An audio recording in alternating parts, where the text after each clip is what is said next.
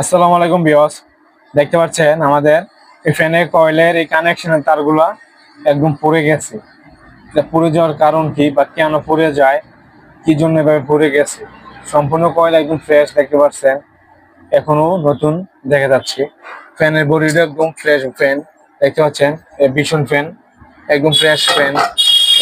ফ্যানটা দেখতে পাচ্ছেন, এটা পুড়ে যাওয়ার কারণ কি, কি বা কি জন্য পুড়ে যায়, কি জন্য এভাবে পুড়ে গেছে, আজকে আপনাদেরকে বলবো।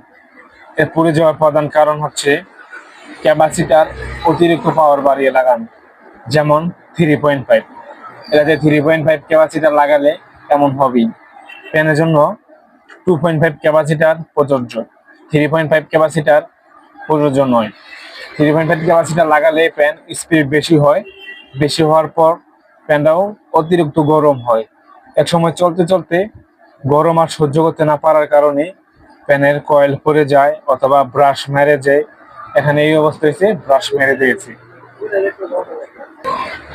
এবং অনেক ফ্যানের এখানে এটাকে নেম প্লেট বলে, এই জায়গাতে দেখতে পারবেন ক্যাপাসিটারও কত ইউএফ ব্যবহার করতে হবে ওইটু লেখা থাকে, বাট এখানে লেখা নাই।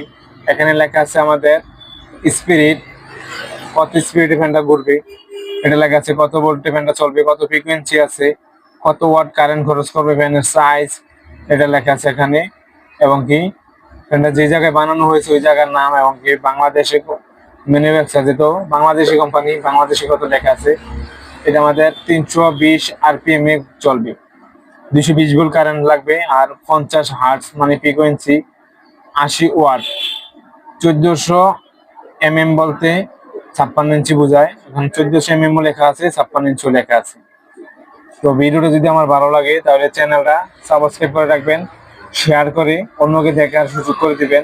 তাহলে আপনার একটি শেয়ারের কারণে অন্যজনও উপকৃত হবে। তো অসংখ্য ধন্যবাদ এতক্ষণ আমার ভিডিওটি দেখার জন্য।